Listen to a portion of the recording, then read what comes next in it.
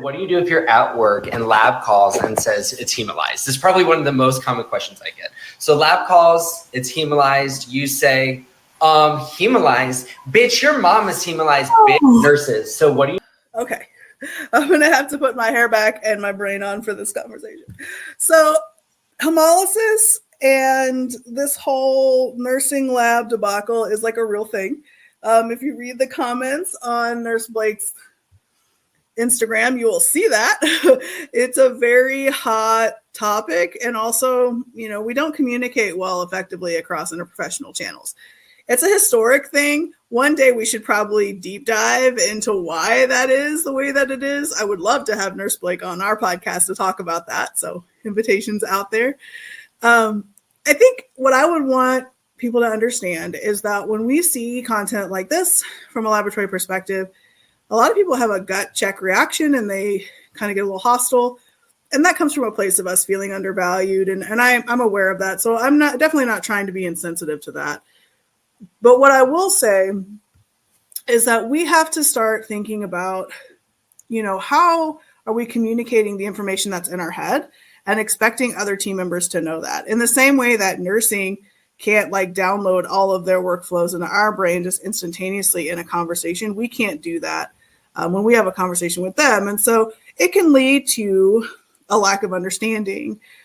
From hemolysis perspective, what I will say for those of you that are listening and kind of want to know more is that, hemolysis is something that occurs when a red cell lyses. In other words, it bursts, breaks apart. It's another way to say it gets shredded. We say shredded a lot. And that's when the intracellular contents, so the things that live inside, come out and they get out into everything else. So all that blood is just in there. Anything that's inside that red cell is out now. And when we run specimens in the laboratory, one of the first things that we do is we spin everything, most testing, not everything, gets spun down. And so when we spin it down in the centrifuge, we're looking at that supernatant, which is the top. And that's that serum or plasma that we've isolated for testing. Now, that is typically like a pale yellowish color.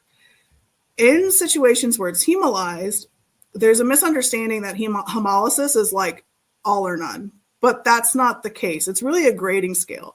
You could have very slight hemolysis. You could have very severe hemolysis where it's like cherry red, looks like Barks red cream soda. Or you have something that's like, barely there, kind of like a tinged color. The reality is that happens most often pre-analytically because we are doing a lot more blood draws through IVs and lines and that type of thing now in health systems. And so we're putting a lot of pressure on these catheters that typically we weren't historically. And so once we start doing that, we're putting pressure on the red cells, we're pulling them out, they're getting shredded as they come through that catheter. And that's just something that can just happen. I mean, it's unavoidable if we continue down the trajectory of performing blood draws in this way. We have syringes and we have catheters that are meant for input, not output. This is what happens. I don't see that changing because operationally, in health systems, we've made that something that's like kind of the norm. And so it's really important that we're cognizant of our drawing practices, which, if you read the comments, a lot of people have kind of thrown that out there as consideration.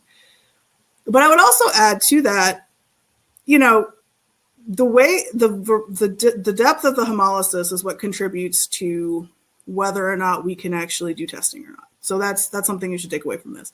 If it's slightly hemolyzed, chances are it's not going to affect chemistry testing, basic chemistry and immunological testing. If it is like severely hemolyzed, we call it grossly hemolyzed, meaning it is like red, then that is going to affect testing. It's going to affect our ability to get accurate results. And here is why. The instrumentation that we use in the laboratory, it pulls the reactions for us. We don't do reactions by hand in the core lab as much as some of the other departments do anymore. We don't have to. It's great. We have all these great advances in instrumentation. With that comes a lot of federal regulation around the assay system and the testing system. How we pull reactions, whether it's colorimetric, immunoturbimetric, if it's any of those types of things, we can affect testing results by having an interferencing substance. And so one of the interferencing substances is blood, which would be hemolysis. Okay. And so in the IFU, which is the instructions for use, so in the approvals for these test systems and labs, they say how much blood interferes with this test assay. It's something they have to do to get FDA approval. It's something that we also have to know clinically so that we can know, like, hey, this specimen is good for testing or this specimen isn't. Once we get that determination, then we can say, okay, well, this specimen is 2+ or 3+ hemolysis, meaning it's over the line of like slightly hemolyzed. It's moderate or gross. And if it's moderate or gross, like for a potassium value, for example, that could really affect the results. Could falsely elevate them, and same thing with T-billy, right? For like, think of a neonate, and if their T-billy is falsely elevated, like you might intervene. We might have intervention that occurs because the result's not accurate. And so as a laboratorian, when we're in that situation and we're analyzing whether or not the specimen can be done and run, we have to take into consideration, at the end of the day, is that data point that I'm going to send to you, that result that I'm giving to you, is it accurate and precise? And if it's not, because there's a potential for an interfering substance, then I have to make a call. And I have to call you and say, hey, this isn't going to work. The other thing is that I would like to point out too is, I saw some comments on there about like, well, they left it sit too long or they dropped the specimen or blah, blah, blah. They're like mishandling things on the back end. And I would just caution against that type of language. We are all on the same team. We're all on the same team. We care about that patient too. Trust me. I don't like making phone calls and saying like, we got to do this again. But it's part of taking care of a patient and making sure that they get the best care, because we're not turning out results that could result in like downstream impactful procedures or treatments or a delay in medication because we don't think they need it. All of the things that can happen because that result is not accurate. And also, patients, I think, understand that. I think part of it is the way that we talk to patients about having to get their blood redrawn or having to like retest something. I always try to lead with, this is because I want to make sure that this value is correct. And I want to make sure that we have the right answers so that we can get the right treatments on board. We should probably always phrase things that way. That's my opinion.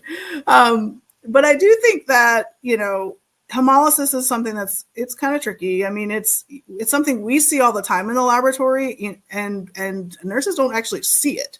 We tell them it's hemolyzed, but we don't actually like show them a picture of it or like take show them kind of like how we grade that or walk through the system. So again, from both sides, I think I would just caution, like, it's a joke. He's making a joke. And while we don't all have to think it's funny, I do think the good thing about humor is that it illuminates the stuff that's really kind of true in our workforce. And so this is a true thing. This is a true battle that we have related to hemolysis. And I think that, I think that I summarized a little bit of why we might call you and a little bit of the behind the scenes information on why hemolysis is what it is.